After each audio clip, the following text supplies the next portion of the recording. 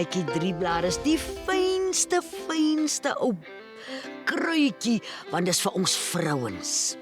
As jy nou sien hier, hy 3 sulke vingertjies, sulke fyn vingertjies. En die kykie drieblaar gebruik ons saam met kankerbossie.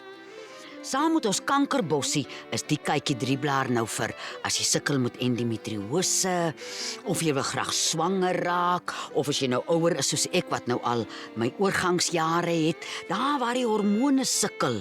Ek dink mans moet baie versigtig wees vir 'n vrou in haar oorgangsjare, want die emosies wat deur jou gaan is iets vreesliks.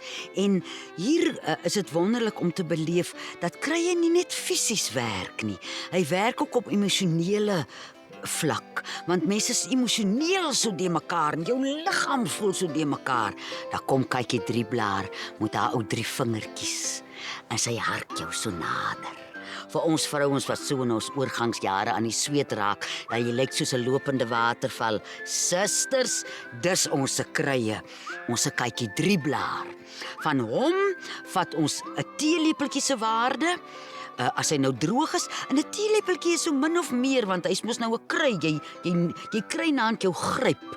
In hom gebruik jy 'n teelepeltjie saam met 'n teelepeltjie kankerbossie op 'n liter kookwater, laat hom afkoel tot koud, sit hom in die yskas en dan gooi jy begin met 'n kwart koppie.